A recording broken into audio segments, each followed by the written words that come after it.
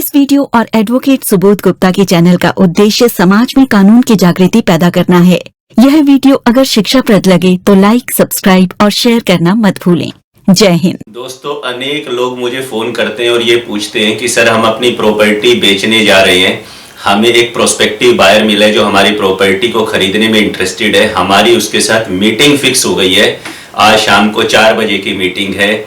तो हम उस मीटिंग में किन किन बातों का ध्यान रखें, उस मीटिंग को करते समय क्या बातें डिस्कस करें, क्या डिस्कस ना करें, क्या चीज़ें दें, क्या चीज़ें लें, क्या सावधानियां रखें। तो इस वीडियो में मैं आपको स्टेप वाइज कुछ प्रोसेस और इम्पोर्टेंट बातें बताने का प्रयास करूंगा, जो कि एज सेलर्स अगर आप अपनी प्रॉपर्टी बेच रहे हैं और बायर आपने ढूंढ लिया है और आप उससे मीटिंग करने के लिए जा रहे हो, चाहे प्रॉपर्टी डीलर के ऑफिस में जा रहे हो, चाहे उसके घर पे आ रहे हो, चाहे वो आपके घर पे आ रहा है, तो मीटिंग किस तरह से होनी चाहिए, आपको किन बातों का ध्यान रखना चाहिए। सबसे पहले तो आप बायर को कॉल करो और उसे कहना कि भाई साहब जो अपनी मीटिंग है आज शाम को 4 बजे, तो जब आप आए तो कृपया अपना आधार कार्ड लेके आइएगा, अपना ओरिजिनल पैन कार्ड लेके आइएगा, अपनी एक पासपोर्ट साइज फोटो लेके आइएगा, जो कि अगर अपनी बात बनती है तो हम एग्रीमेंट पे लगाएंगे, और इसके अलावा आप अपनी चेकबुक लेके आइएगा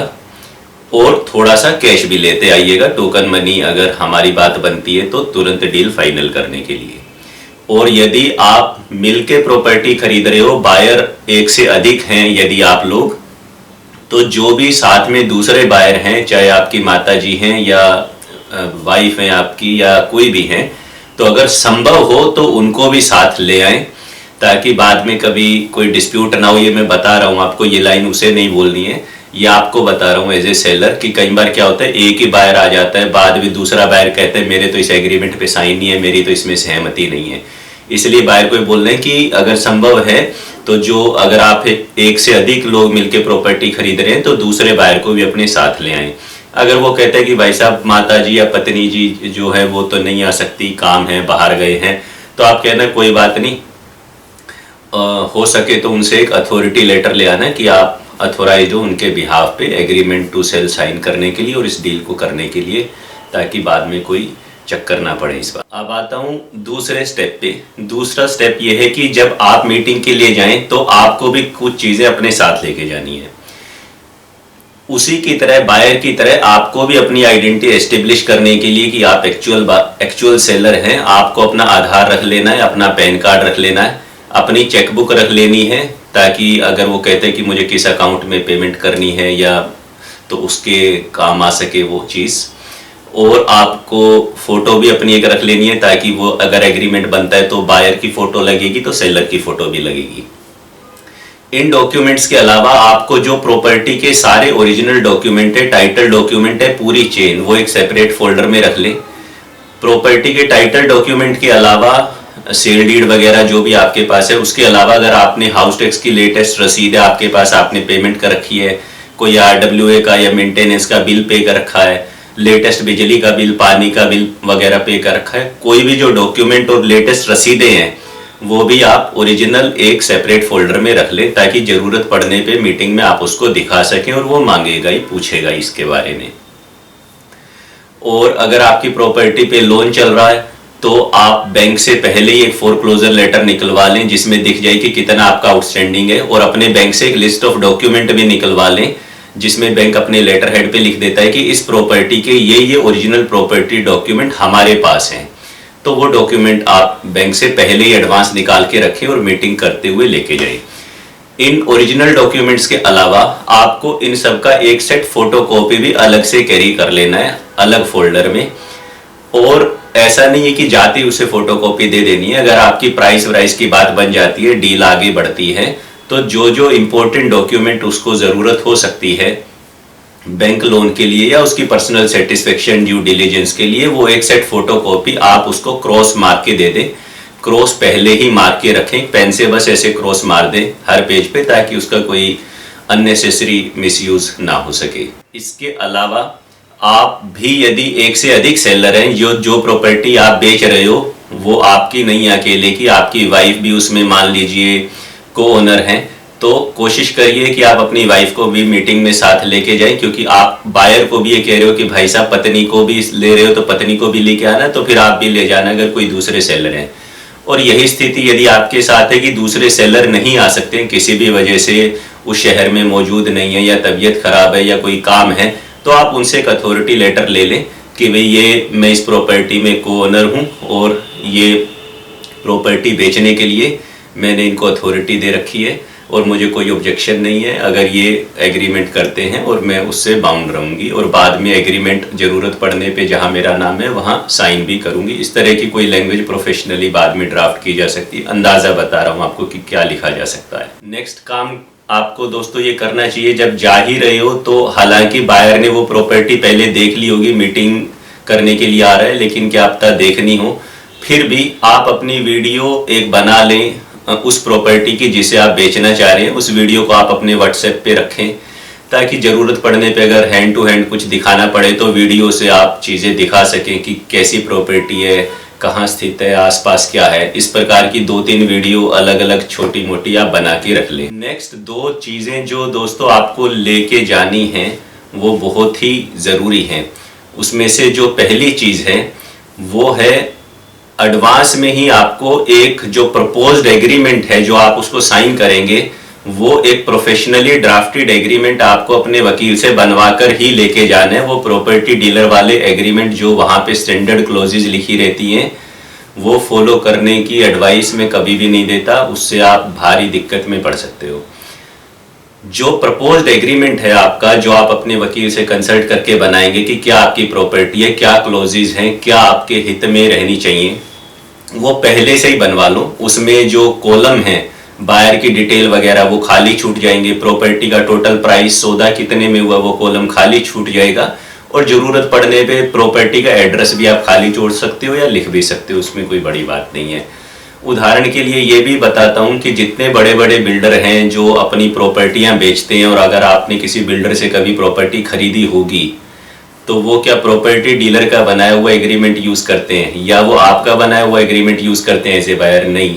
उनके पास लीगल टीम होती है और उनकी लीगल टीम जो एग्रीमेंट बनाती है 15 पेज का, 20 पेज का, वो कहते हैं इस पे आंख बंद करके साइन करो, कुछ भी चेंज नहीं करेंगे, फुल स्टॉप का कोमा भी नहीं करेंगे। हाँ, अगर आप बहुत ही जिद्दी स्वभाव के और आपको कानून का ज्ञान है और आपके अपने अधिकारों का ज्ञान है तो आप थोड़ा बहुत उनसे लड़ोगे भिड़ोगे तो थोड़ा बहुत चेंज हो सकता है। यानी कि सेलर जो एग्रीमेंट बनाता है उसमें जो क्लॉजेज लिखी होती हैं वो थोड़े डिफरेंट नेचर की होती हैं। जब बायर अपने वकील से एग्रीमेंट बनाते हैं उसमें जो क्लॉजेज लिखी होती हैं वो थोड़े डिफरेंट नेचर की होती हैं, और थोड़ी थोड़ी लैंग्वेज और थोड़ी थोड़ी क्लॉजेज में फर्क होने से ही आपके जो लीगल राइट्स और लाइबिलिटीज हैं उसमें कोर्ट में जमीन आसमान का अंतर आ जाता है कल को अगर कोई डिस्प्यूट हो गया तो पहले ही मीटिंग से पहले ही आप एक प्रोफेशनली अपना जो एग्रीमेंट है वो बनवा लें जिसमें कि सारी इंपॉर्टेंट बातें लिखी हों। और अगर आपको लगता है कि उसे पहले ही भेजना है तो बायर को भी पहले ही व्हाट्सएप कर दें कि भाई साहब ये प्रपोज्ड एग्रीमेंट है, और पहले नहीं भी भेजना चाहते तो प्रिंट आउट ले जाना फॉर्मेट का, उसे कहना भाई साहब ये फॉर्मेट आप इसको पढ़ लो। जैसे वो कहते हैं कैजुअल, अरे सर ये तो सिंपल एग्रीमेंट है, इसमें तो बस नाम पढ़ लो, प्रॉपर्टी का एड्रेस पढ़ लो, देख लो कितनी तारीख तक रजिस्ट्री होनी है, बयाना डबल देना पड़ेगा, अगर आप मैं मुकरता हूं तो आप मुकरे तो मैं जब्त कर लूंगा, और टोटल सेल कंसिडरेशन इतना है। यही 2-4 बातें लिखी हुई हैं इसमें। तो वहां आप अपना जो एग्रीमेंट है बना के ही लेके जाओ और उसको प्रिंट आउट वहां पढ़ने के लिए दे दो। ये हो गया पहला पॉइंट। दूसरा पॉइंट जो मैं आपको बता रहा हूं दोस्तों वो थोड़ा सा जुगाड़बाजी वाला और तिकड़मबाजी वाला है, फ्यूचर को एंटिसिपेट करते हुए। और वो जुगाड़ और तिकड़म मैं सोच रहा हूँ आपको बताऊं या नहीं बताऊं, तो हो सकता है कोई सुन ना रहा हो तो बता देता हूं आपको। मान लेते हैं कल को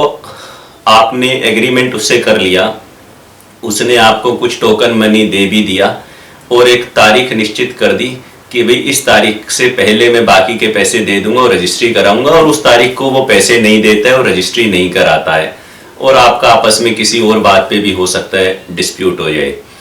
तो आप उसको लीगल नोटिस भिजवाओगे कि भाई साहब आपने मेरे पैसे नहीं दिए तो एग्रीमेंट की शर्त के हिसाब से मैं आपका जो advance token money, earnest money, बयाना कई नामों से बोलते हैं, इसको जब्त कर रहा हूँ, फॉरफिट कर रहा हूँ। अब आप उसे फॉरफिट करोगे तो अगर मैटर गया कोर्ट में, क्योंकि ऐसा तो है नहीं कि उसने 10 लाख रुपए एडवांस दे दिया, आपने तो एग्रीमेंट में शर्त लिख रखी थी और आप बोलोगे 10 लाख लीगली मेरे हो गए, परंतु मामला इतना सरल है नहीं कि एग्रीमेंट में लिख दिया तो काम हो गया। अगर वो कोर्ट में जाता है और वो कोर्ट में जाके कहता है कि ठीक है जनाब, अगर मैं स्पेसिफिक परफॉर्मेंस की बात ना भी करूं, मैं ये ना भी बोलूं कि मेरे पास बैलेंस पैसे थे और मुझे इसकी प्रॉपर्टी खरीदनी है, और मैं मान भी लूं कि मेरा डिफॉल्ट हो गया, तो क्या सिर्फ एग्रीमेंट में ये लिख देने से कि मैं 10 लाख रुपए फॉरफिट कर लूंगा, इसका कोई लीगल राइट बनता है 10 लाख रुपए फॉरफिट करने का? तो ऐसी अवस्थाओं में कई बार कोर्ट सेलर को ये कहती है कि भाई साहब ठीक है, इसने एग्रीमेंट का ब्रीच कर दिया, डिफॉल्ट कर दिया, पर यार तुम मतलब 40 लाख रुपए की तुम्हारी प्रॉपर्टी थी, 10 लाख इसने दे रखे हैं, ऐसा तुम्हारा क्या ही लॉस हो गया, क्या तुम्हारा डैमेज हो गया, क्या हानि हो गई तुम्हें कि तुम 10 लाख रुपए जब्त कर रहे हो, कर लो लाख रुपए जब्त कर लो, 2 लाख जब्त कर लो। तो आपसे कोर्ट ये मांग सकती है कि आप सिद्ध करिए कि आपका क्या लॉस हुआ। उस समय आप हवाई बातें करोगे, क्योंकि आपके पास सिद्ध करने के लिए कुछ नहीं। आप बोलोगे मैं किसी और को बेच सकता था, मैं बेच नहीं पाया, मेरे ग्राहक और आ रहे थे खरीदने के लिए, वो वापस चले गए, अब पता नहीं अगला कब आएगा, आप इस प्रकार की बातें करेंगे। उस चीज को आज ही मिटिगेट करने के लिए, आज ही निपटने के लिए उसका तरीका यह है कि जब आप इस बायर से मीटिंग करने के लिए जाएं, तो 1 दिन पहले, 2 दिन पहले, 5 दिन पहले, जब भी आपको समय हो, तो आप एक किसी अपने कजन या दोस्त के साथ उसकी प्रॉपर्टी खरीदने का एक दिखावटी एग्रीमेंट बना ले। दिखावटी एग्रीमेंट, शैम एग्रीमेंट, मतलब एक्चुअल में आपकी इंटेंशन नहीं है एज ए बायर उस प्रॉपर्टी को खरीदने की, और आपके दोस्त की या कजन की या रिश्तेदार की इंटेंशन ये अपनी प्रॉपर्टी आपको बेचने की, आपसी साठ गांठ है आपकी, परंतु उस एग्रीमेंट में आप एज ए बायर ये लिख दो कि भाई मैं आपको 5 लाख रुपए अर्नेस्ट मनी दे रहा हूं, कैश दे रहा हूं, या बिल्कुल ही भरोसे का है, आपके बिल्कुल ही ताऊ जी हैं, चाचा जी हैं, जिसपे बिल्कुल आंख बंद करके आप यकीन कर सकते हो, तो अकाउंट में भी पैसे भेज दो और लिख दो कि मैं आपकी प्रॉपर्टी खरीद रहा हूं। उस एग्रीमेंट को हो सके तो रजिस्टर्ड भी करवा लो, रजिस्टर्ड नहीं करवाना तो नोटराइज वगैरह करा लो। अब एक डॉक्यूमेंट आपने क्रिएट कर लिया कि आप कोई और प्रॉपर्टी भी खरीद रहे हैं जिसका टोकन मनी, बयाना या एडवांस आपने किसी थर्ड पर्सन को दे रखा है, और उसमें क्लोजिंग डेट भी मेंशन कर दो कि भाई रजिस्ट्री इतनी तारीख से पहले होनी चाहिए, नहीं तो बयाना जब्त हो जाएगा, एडवांस मनी फॉरफिट हो जाएगी। तो जब आप अपने एक्चुअल बायर के साथ मीटिंग करने के लिए जाएं और सारी बातें तय हो जाएं, और जब बात ये आए कि भाई फाइनल क्लोजिंग डेट क्या होगी, तो जो भी डिस्कशन है उसमें आप ये बताइए कि भाई देखिए ऐसा है, क्लोजिंग डेट तो जो आप कह रहे हो वो मैं लिख रहा हूं, लेकिन मैं आपको ये भी बता दूं कि मैं आपके ही भरोसे हूं कि आप मेरे को टाइम पे पैसा क्लोजिंग डेट के हिसाब से दे देंगे, क्योंकि मैंने आगे कोई और प्रॉपर्टी खरीदने के लिए किसी और को बयाना, टोकन मनी, एडवांस दे रखा है। अगर आपके पैसे भाई साहब मेरे पास टाइम पे नहीं आए, तो जो पैसे मैंने आगे दे रखे हैं मेरे, वो पैसे फॉरफिट हो जाएंगे। तो ये एग्रीमेंट उसे दिखा दो, फोटोकॉपी वगैरह देनी नहीं है, दिखा दो, बस उसे पढ़ा दो, दिखा दो उसको, उसे तसल्ली हो जाए, तो उसके दिमाग पे एक साइकोलॉजिकल प्रेशर भी क्रिएट होगा कि भाई इसने आगे पैसे दे रखे हैं, मुझे इसके पैसे टाइम पे देने हैं। और कल को आपका मैटर अगर कोर्ट में पहुंच गया और जज साहब आपसे पूछते हैं, आपके वकील से पूछते हैं, वकील साहब क्या ही लॉस हो गया आपके क्लाइंट का, तो आपके वकील साहब के पास एक डॉक्यूमेंट है लिखित कि जनाब ये प्रॉपर्टी खरीदने से पहले हमने एक एग्रीमेंट कर रखा था, और हमारा क्योंकि हमने तो प्रॉपर्टी इनको ये सोच के बेची थी, इस प्रॉपर्टी को बेच के वहां की प्रॉपर्टी ले लेंगे, लेकिन इन्होंने हमारे पैसे टाइम पे नहीं दिए, वहां हमारे पैसे फॉरफिट हो गए, तो हमारा लॉस हो गया क्योंकि वो पैसे फॉरफिट हो गए। और वो पैसे फॉरफिट इस वजह से हुए क्योंकि इसने इस एग्रीमेंट का ब्रीच किया, डिफॉल्ट किया, हमारे पैसे टाइम पे नहीं दिए। तो एक वैलिड लीगल ग्राउंड आपके पास रहेगा। अब बात करता हूं थर्ड स्टेप की कि जब एक्चुअल मीटिंग का टाइम आ गया, आप मीटिंग करने पहुंच गए, तब आपको क्या सावधानियां रखनी चाहिए। पहली सावधानी तो जाते ही आपको क्या करना है कि आपको बायर्स की आइडेंटिटी एस्टेब्लिश करनी है कि भाई ये वाकई में असली बायर हैं या नहीं है, ये कोई फर्जी बायर तो खड़े नहीं कर दिए प्रॉपर्टी डीलर ने, या ये खुद ही प्रॉपर्टी डीलर तो नहीं है कि मुझे प्रॉपर्टी लेनी है, मुझे प्रॉपर्टी लेनी है, बाद में किसी और को ले आए। तो उन्हें अपने आई कार्ड दिखा दो कि देखो सर मैं खुद सेलर हूं, ये मेरा आई कार्ड है। होता क्या, जब हम अपनी आइडेंटिटी दिखाते हैं तो दूसरे की भी मांगने के हम हकदार हो जाते हैं। सामने वाले को बोलूंगा अपना पैन कार्ड दिखाओ, अपना आधार कार्ड दिखाओ, वो बोलेगा यार सन की आदमी है, तो मैं बोलूंगा जाते ही सर ये देखो मैं तो ट्रांसपेरेंसी में बिलीव करता हूँ, सीधा सच्चा सरल इंसान हूँ, ऑनेस्टी के साथ डील करता हूँ, कोई लाग लपट नहीं है, कोई बेईमानी आपसे कर नहीं रहा हूँ और इसी तरह से डील करना चाहता हूँ। तो किसी बात का बुरा मत मानना। जो मेरे से पूछना हो बताने के लिए तैयार हूँ, जो देखना हो दिखाने के लिए तैयार हूँ, इसी तरह ही आपसे उम्मीद करता हूँ। तो उसकी आइडेंटिटी एस्टेब्लिश कर लो कि ये सभी जो बायर्स हैं वही हैं जो एक्चुअल में वो आधार और पैन वाले हैं और उन्हें ही प्रॉपर्टी खरीदनी है या नहीं, वो नकली लोग तो नहीं है। दूसरा काम आपको ये करना है कि उनसे जो वो जो एग्रीमेंट आपने बना रखा है पहले, वो उन्हें पढ़ने के लिए साइड में रख देना कि ना जनाब मैं तो एग्रीमेंट बना के लाऊं, बात बनेगी तो देख लेंगे, आपको पढ़ना है तो पहले पढ़ लो। टर्म्स एंड कंडीशन जो मोटी मोटी हैं वो इसमें लिखी हुई है। किसी क्लॉज पे आपको कोई आपत्ति है तो उसे चेंज कर लेंगे, बाकी जगह मैंने खाली छोड़ रखी है कि रजिस्ट्री किस तारीख को होगी, टोटल अमाउंट कितना रहेगा वगैरह वगैरह, पेमेंट शेड्यूल क्या रहेगा। तीसरा आपको दोस्तों ये करना है, जब आपका फाइनल प्राइस नेगोशिएट हो जाए उससे, उसकी टिप्स इसमें नहीं दे रहा हूं क्योंकि वो एक लीगल विषय नहीं है प्राइस नेगोशिएशन का, वो आप देखो कि आपको अपनी प्रॉपर्टी कितने में बेचनी है। तो जब प्राइस नेगोशिएट हो जाए तो टोकन मनी हड़बड़ाहट में तुरंत नहीं पकड़ना, और टोकन मनी तब तक लेना ही नहीं, कोई भी एक भी रुपया, जब तक कि पहले दोनों पक्ष एग्रीमेंट टू सेल पे साइन ना कर दें। नेक्स्ट सावधानी दोस्तों बहुत ही जरूरी है और ये भी आगामी डिस्प्यूट को ध्यान में रखते हुए बता रहा हूं, शायद किसी ने आपको बताई नहीं होगी कभी। और वो सावधानी ये है कि आप जब उससे टोकन मनी लें, उसने मान लो एग्रीमेंट टू सेल साइन कर दिया, टोकन मनी देना है, तो आप उससे जो हमने चेक बुक मंगवाई थी, आप कोशिश करिए अपनी तरफ से कि वो आपको कोई ऑनलाइन पेमेंट ना करे, कोई यूपीआई या पेटीएम ना करे, कोई कैश ना दे, और जो वो पेमेंट करे आपको टोकन मनी या एडवांस की, वो आप चेक से लीजिए। अब आप बोलोगे यार इससे क्या फर्क पड़ रहा है, मान लो वो 50,000 रुपए दे रहा है, तो वो अगर वो यूपीआई कर दे हमें, या गूगल पे कर दे, फोन पे कर दे, पेटीएम कर दे, या कैश दे दे, तो इससे क्या फर्क पड़ रहा है? फर्क ये पड़ रहा है, देखो कैश लेना है तो कुछ ले लेना, क्योंकि सामने वाला भी ये चाहेगा कि भाई मेरी डील पक्की हो जाए। चेक पे तो उसके दिमाग में डाउट रहेगा, ये डालेगा नहीं डालेगा, आपके भी दिमाग में डाउट रहेगा ये चेक बाउंस हो गया तो क्या होगा। ये डाउट इतने बड़े डाउट्स नहीं है, क्योंकि आप चेक ले रहे हो, एग्रीमेंट साइन कर रहे हो, आप उस एग्रीमेंट में लिखा है कि ये चेक नंबर उसने दिया है, तो एग्रीमेंट साइन होते ही बाउंड हो गई दोनों पार्टीज, फिर वो कैश दिया हो या वो चेक दिया हो या वो ऑनलाइन दिया हो, तो लीगल इफेक्ट सेम है। परंतु चेक लेने से आपका एक बड़ा फायदा ये होगा कि कई बार मैंने ये स्थितियां देखी हैं कि एग्रीमेंट होने के बाद दोनों पार्टीज के बीच में डिस्प्यूट हो गया, बाद में प्रॉपर्टी ट्रांजैक्शन मैच्योर नहीं हुई, डील क्लोज नहीं हुई, तो सेलर ये चाहता है कि भाई अब मैं डील कैंसिल कर दूं, क्लोजिंग डेट निकल गई है, इसने पैसे नहीं दिए, और जो इसने आज तक मुझे पैसे दिए थे टोकन मनी के अलावा, या टोकन मनी भी वो कहता है मैं फॉरफिट नहीं करना चाहता, मैं इसके पैसे रिटर्न करना चाहता हूं, पर बायर रिटर्न कह रहा हूं ले जाओ तो आ ही नहीं रहा है, तो मैं रिटर्न करूं कैसे? अब रिटर्न करूं कैसे? तो मैं बायर को कहता हूं, मैं सेलर को कहता हूं जो मुझे फोन करते हैं कि भाई साहब आप बायर के अकाउंट में ट्रांसफर कर दो। कह रहे सर अकाउंट नंबर हमें पता ही नहीं। क्यों नहीं पता अकाउंट नंबर? क्योंकि या तो उसने ऑनलाइन किए होते हैं तब भी अकाउंट नंबर नहीं पता चल रहा है, या उसने कैश दिए होते हैं तब भी अकाउंट नंबर पता नहीं चल रहा होता है। अपने बैंक में जाके पता करने का प्रयास करते हैं तो भी पता नहीं चलता कि ये पैसे किस अकाउंट नंबर से आए। लेकिन अगर मेरे दोस्त, मेरे भाई, आपने अगर प्रॉपर्टी बेचते समय जो टोकन मनी बयाना लिया, उस समय कोई भी चेक ले लिया होता बायर का, चाहे छोटी अमाउंट का ले लो, कितने का भी ले लो, एक बायर का भी नहीं कह रहा, जितने बायर से सबका लेना है, और टोकन मनी या एडवांस जो भी लो वो भी दोनों से आधा आधा लेना है ताकि दोनों बाउंड हो। और दूसरा बायर नहीं भी आ रहा है तो उस बायर को कहना कि भाई साहब दूसरे बायर से एक दो चेक पे साइन करवा के लाना, ताकि दोनों बायर के चेक की एंट्री उसमें डल जाए और दोनों पार्टी उससे बाउंड हो। तो अगर आपने चेक ले लिया होता और अगर ऐसी कोई फ्यूचर में नौबत आ गई कि आपको उसके पैसे रिटर्न करने हैं डील कैंसिल करने के, तो आप चेक में से उसकी अकाउंट डिटेल, IFSC कोड वगैरह देख के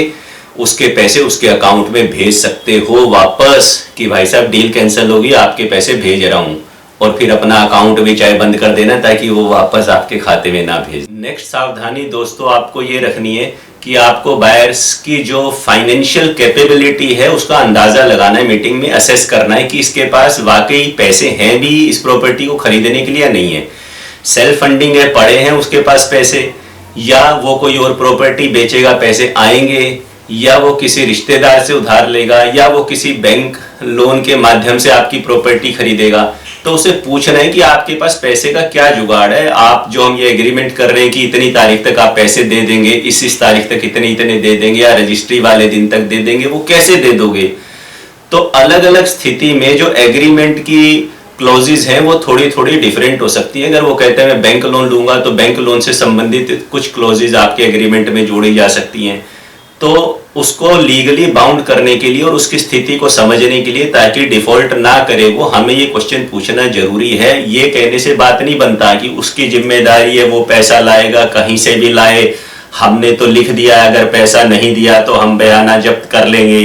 भाई साहब ये सब कहने से कुछ नहीं होता, क्योंकि हमारा एक्चुअल पर्पस प्रॉपर्टी को बेच के पैसे लेना है, ना कि उसके साथ लड़ाई भिड़ाई करना। नेक्स्ट, सावधानी कह लो, बल्कि आप अपनी रिस्पॉन्सिबिलिटी कह लो कि आपकी ये ड्यूटी बनती है कि आप बायर को ये डिस्क्लोज करें मीटिंग के समय कि भाई मेरी प्रॉपर्टी में ये कमी है। अगर आपको लगता है कि आपकी प्रॉपर्टी में कोई भारी कमी है, या जो प्रॉपर्टी के डॉक्यूमेंट है उसमें से कोई डॉक्यूमेंट गुम हो गया है, या प्रॉपर्टी पे कोई कोर्ट केस चल रहा है, या किसी और तरह का विवाद है, किसी सरकारी एजेंसी से विवाद है, या कोई किसी भी तरह से आपको लगता है कि भाई मेरी प्रॉपर्टी की छत गिरने वाली है या कुछ भी होने वाला है वहां पे, आपको मालूम है, और वो बात इस प्रकार की है कि कोई भी बायर, मैं हूं आपकी प्रॉपर्टी खरीदने आया, चाहे मैं वकील हूं, कितना भी समझदार क्यों ना हूं, लेकिन मुझे आपके 2-4 डॉक्यूमेंट देख के और प्रॉपर्टी विजिट करके वो बातें जरूरी नहीं है पूरी तरह से पता चल जाए। तो बायर फिर भी जो इतने लाख इतने करोड़ रुपए दे रहा है वो एक ट्रस्ट पे ही चल रहा है, despite all the due diligence. वो कितना भी इंटेलिजेंट हो, कितने भी वो वकील एंगेज कर ले, अगर आपकी प्रॉपर्टी में कोई दिक्कत है जो सिर्फ आपको ही पता है,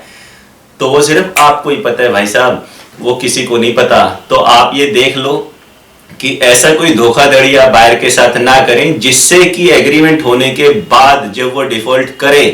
तो वो आपके ऊपर कोर्ट में इल्जाम लगाए कि ये मेरा डिफॉल्ट नहीं है, ये आदमी फ्रॉड है, ये सेलर फ्रॉड है, इसने अगर मुझे प्रॉपर्टी बेचते समय ये बातें बताई होती जो ये अब बता रहा है, और इसमें ये भारी कमी है, ये लीगल कमी है, ये प्रॉपर्टी पहले ही बिक चुकी है, या इस प्रॉपर्टी में ये कोर्ट केस चल रहा है, या व्हाटएवर इट मे बी, तो मैं प्रॉपर्टी लेता ही ना। तो मेरा सुझाव ये है, ना केवल आप उसको बताएं, अगर कोई भारी दिक्कत है तो छोटी मोटी तो देखो, हल्की फुल्की तो हर जगह होती रहती है, चांद में भी दाग होता है। तो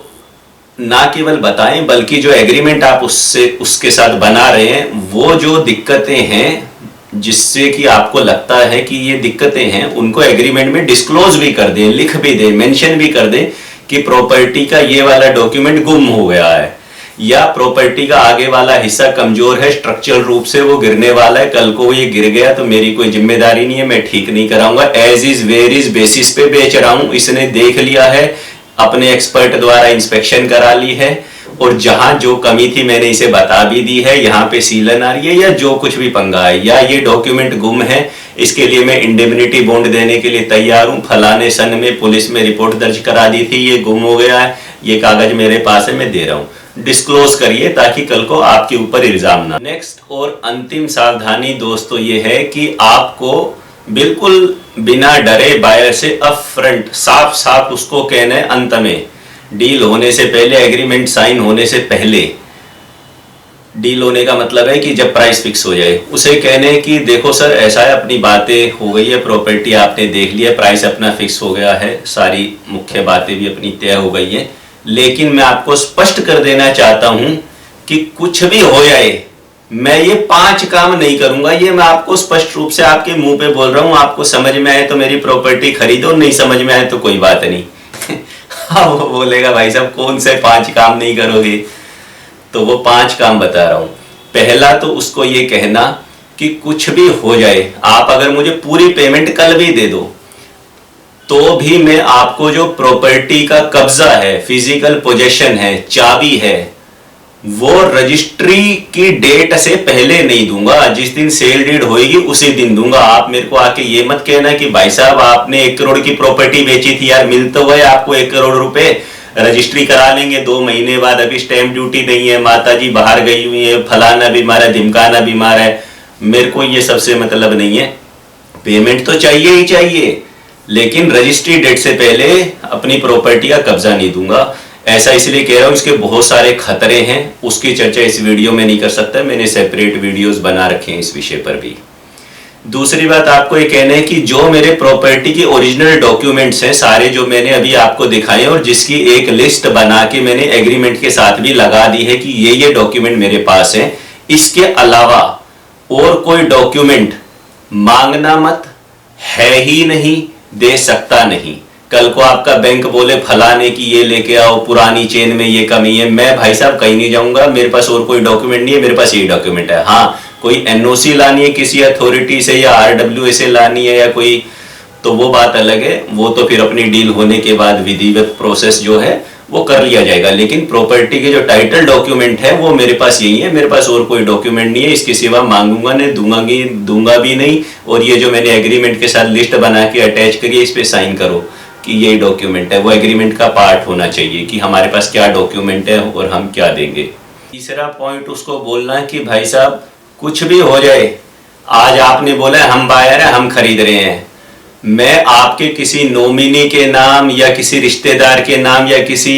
एरे गहरे के नाम, थर्ड पार्टी के नाम पे रजिस्ट्री नहीं करवाऊंगा। तो आप ये मत समझना टोकन मनी तो आप दे रहे हो, पैसे तो मेरे को आप पे कर रहे हो, टीडीएस काटना आपकी लायबिलिटी इनकम टैक्स प्रोविजंस के हिसाब से, पैसे मैं आपसे ले रहा हूं और रजिस्ट्री में किसी और के नाम पे करा दूंगा। ऐसा नहीं करना मेरे भाई, एग्रीमेंट में भी ऐसा लिख के रखना है, इसे असाइनमेंट बोलते हैं, नो असाइनमेंट क्लोज डालनी है एग्रीमेंट के अंदर कि हम बाउंड नहीं है किसी और के नाम पे रजिस्ट्री करवाने के लिए, ये अपने राइट्स को फर्दर किसी और व्यक्ति को नहीं दे सकता। बल्कि आमतौर पे जो प्रॉपर्टी डीलर्स द्वारा बनाए गए स्टैंडर्ड एग्रीमेंट होते हैं जो मेरे सामने आते रहते हैं, उसमें ये लिखा रहता है बायर चाहे तो रजिस्ट्री किसी और के नाम पे करा सकता है, इसमें सेलर को कोई आपत्ति नहीं होगी। क्यों नहीं होगी आपत्ति? आपत्ति ही आपत्ति है, लीगली भी गलत है, इनकम टैक्स एंगल से भी प्रॉब्लम है, बहुत सारी आपत्ति है इसमें। तो लीगली अगर असाइनमेंट क्लोज डल गया तो लीगली सही भी हो तो मुझे नहीं करनी भाई दूसरे के नाम पे रजिस्ट्री, इसमें कॉम्प्लिकेशंस हैं। कल को मैंने दूसरे के नाम पे रजिस्ट्री कर दी, पैसा उसके खाते से तो आया नहीं, इसके खाते से 50 लाख रुपए आ रखे हैं, कल को ये मेरे ऊपर कोर्ट में केस कर देगा, तुमने तो 50 लाख मेरे वापस ही नहीं करे और मेरे नाम पे रजिस्ट्री नहीं कराई। अगर वैसा करना भी होता है तो उसका एक सेपरेट एग्रीमेंट बनता है, सेपरेट लीगल फॉर्मेलिटीज होती हैं। तो ऐसे कोई मजाक नहीं है कि लिख दिया और बाद में उठा के किसी को भी कपड़े पहना के ले आए, नहला धुला के कि अब रजिस्ट्री इसके नाम पे होगी। कहना मैं नहीं करूंगा किसी और के नाम पे रजिस्ट्री, आप ही बायर हो, सोच लो अभी भी किसी और के नाम पे करानी है तो उसको लेके आओ और उसको इस एग्रीमेंट पे साइन करवाओ। चौथा पॉइंट उसे बोलना है कि भाई साहब रजिस्ट्री वाले दिन किसी भी पावर ऑफ अटॉर्नी होल्डर के नाम पे रजिस्ट्री नहीं कराऊंगा। कई लोग कहते हैं जी वो तो बीमार है माता जी, वो तो केरला में है, वो आ नहीं सकती, कोई कह रहा है वो अमेरिका में है, कोई लंदन में है। भाई कोई कहीं पे भी हो, हमारी प्रॉपर्टी तो यहाँ है, हमारी प्रॉपर्टी यहाँ है, ये तहसील है, ये हिंदुस्तान है, ये गांव है और ये शहर है। रजिस्ट्री वाले दिन अगर आपको प्रॉपर्टी करानी है जिनके नाम पे, उनको खुद आना पड़ेगा, चाहे एम्बुलेंस से आओ, चाहे फ्लाइट से आओ, चाहे जैसे मर्जी आओ। अब लीगली करेक्ट हो सकता है कि वो power of attorney they they registered और वो बायर पावर ऑफ अटॉर्नी लेके आ जाए, आप उसके नाम पे करा दे, लीगली वैलिड है। लेकिन इसमें बहुत सारे रिस्क हैं, हम क्यों लेंगे ये सारे रिस्क? लीगली वैलिड तो बहुत सारी चीजें हैं दुनिया में, वो हम नहीं करते हैं क्योंकि उसमें रिस्क होते हैं। लीगली वैलिड तो ये भी है कि एग्रीमेंट टू सेल अगर आपने रजिस्टर्ड नहीं करवाया तो वो इलीगल हो जाएगा, इनवैलिड हो जाएगा सेक्शन 17 के हिसाब से रजिस्ट्रेशन एक्ट की। तो बताओ कितने % लोग एग्रीमेंट टू सेल को रजिस्टर्ड कराने तहसील जाते हैं क्योंकि उसमें स्टैंप ड्यूटी लग रही है। तो लीगली वैलिड की बात नहीं होती, बात प्रैक्टिकलिटी भी देखनी पड़ती है। पांचवा और अंतिम बात, उसे खोल के ठोक बजा के तबले की थाप पे अच्छे से बता देना कि भाई साहब ऐसा है, अब जो इस एग्रीमेंट के अंदर हमने क्लोजिंग डेट लिखी है आपसी सहमति से कि भाई इतनी तारीख से पहले आप मेरी पेमेंट कर देंगे और रजिस्ट्री करा लेंगे, कुछ भी हो जाए किसी भी कीमत पे मैं ये क्लोजिंग डेट आगे बढ़ाऊंगा नहीं। कभी बाद में आके बोलो जी ये दिक्कत हो गई, वो दिक्कत होगी, आप जानो और आपका काम जाने। फंड कहाँ से अरेंज करने वो आपकी रिस्पॉन्सिबिलिटी है। मैं एक भी दिन आगे बढ़ाऊंगा नहीं। अगर मेरे पैसे उस दिन मेरे अकाउंट में नहीं आए या उससे पहले मेरे अकाउंट में नहीं आए, सब रजिस्ट्रार ऑफिस से आपने अपॉइंटमेंट नहीं ली, वहां से टोकन नहीं लिया, अपनी सेल डेट का दस्तावेज तैयार नहीं कराया, वकील को फीस नहीं दी, तो उस सब के जिम्मेदार आप हो। अगर क्लोजिंग डेट निकल गई तो मैं आपके पैसे जो इस एग्रीमेंट में मैंने लिखा है कि मैं फॉरफिट करने का अधिकारी हूँ, एज ए कंपनसेशन में मैं वो फॉरफिट कर लूंगा, ये एग्रीमेंट कैंसिल कर दूंगा और फिर मैं अपनी प्रॉपर्टी किसी को भी बेच दूंगा। आपका कोई लीगल राइट नहीं बनेगा। लिख दिया है इसमें, लेकिन मुंह से बोल के भी बता रहा हूं ताकि आपको पक्का ये हो जाए। और जैसा मैंने इस वीडियो के शुरू में बताया था कि एक चाल चलनी है, एक दिखावटी एग्रीमेंट बना के जो आप लेके आए हो वो भी उसे दिखा देना कि ये देखो मैंने तो आगे दूसरी प्रॉपर्टी खरीदने का बयाना दे रखा है। भाई साहब अगर आपने पैसे मेरे टाइम पे नहीं तो मैं तो मारा जाऊंगा। आपने तो मुझे ये पैसे देने, मुझे आगे इतना टोकन मनी दे रखा है, मेरे तो वहां पैसे जब्त हो जाएंगे, मेरा लॉस हो जाएगा। तो किसी भी कीमत पे क्लोजिंग डेट आगे नहीं बढ़ाऊंगा। फिर भी अगर वो कहते हैं भाई साहब देखो दुनिया है, ऊंच नीच हो जाती है, क्या पता चलता है भविष्य का, 5-10 दिन 15 दिन ऊपर नीचे भी हो जाते हैं, ऐसे अड़ने से बात थोड़ी बनती है। तो इस प्रकार की बातें वो करे तो बोले ठीक है कोई बात नहीं। अगर ऐसी बनती है तो मैं अपने वकील साहब से डिस्कस कर लेता हूँ। और ये क्लोजिंग डेट तो हम यही रखते हैं, परंतु इसके आगे एक क्लोज और डाल देते हैं, एस्केलेशन की, प्राइस एस्केलेशन की क्लोज की, प्राइस कीमत बढ़ने की। उसमें ये लिख देंगे कि भाई फॉर एग्जांपल दे रहा हूं कि भाई अगर इतनी तारीख तक रजिस्ट्री होनी है जो कि क्लोजिंग डेट है, तो प्रॉपर्टी का रेट 1 करोड़ रुपए है। अगर इतनी तारीख तक किसी भी वजह से बायर ये पेमेंट नहीं कर पाता है और बायर राइटिंग में रिक्वेस्ट करता है सेलर को कि मुझे 15 दिन का समय और दिया जाए या 5 दिन का समय और दिया जाए, मुझे दिक्कत है, तो प्रतिदिन के हिसाब से जो प्रॉपर्टी का रेट है वो 1 लाख रुपए बढ़ता चला जाएगा। या 1 लाख ज्यादा बोल गया, कम लिख लेना, 10,000 रुपए बढ़ता चला जाएगा। यानी ये नहीं है भाई कि आपने तो बोला 3 महीने में रजिस्ट्री करा लूंगा, अब 3 महीने बीत गए और मैं इस एग्रीमेंट को ले लेके आपके पीछे घूम रहा हूं, ना तो मैं प्रॉपर्टी किसी और को बेच पा रहा, ना आप मेरे पूरे पैसे दे रहे, जिस चीज के लिए मैं प्रॉपर्टी बेच रहा हूं वो पैसे आए नहीं, तो मेरा आगे भी काम अटक गया। मतलब आपने तो थोड़े से पैसे क्या दे दिए, मुझे खरीद ही लिया और पैसे भी नहीं दे रहे, आप काहे का खरीद लिया। तो हम तो बिकने ही गए थे। लेकिन आप प्राइस एस्केलेशन क्लोज डालेंगे ना कि अगर इतनी तारीख तक पैसे नहीं आए तो प्रतिदिन प्रॉपर्टी का रेट जो अब 1 करोड़ है वो 1,10,000 हो जाएगा अगले दिन, और अगले दिन 1,20,000 हो जाएगा, और इस तरह से 30 दिन तक मैक्सिमम एक्सटेंशन हो सकता है। और उसके बाद फिर ये एग्रीमेंट रद्द होगा और कंपनसेशन के रूप में जो बयाना टोकन मनी दिया था वो फॉरफिट हो जाएगा। इस तरह की जब आप स्ट्रॉन्ग लीगल बातें उससे करेंगे तो आप सुरक्षित रहेंगे। तो मेरे ख्याल से इस वीडियो में मैंने बहुत सारी ऐसी बातों को कवर कर दिया है जिससे कि जब आप बायर के साथ मीटिंग करने जाएं तो आप ये सावधानियां रखेंगे तो उम्मीद करता हूं कि आपकी ट्रांजैक्शन सेफ रहेगी और टाइमली कंप्लीट हो जाएगी।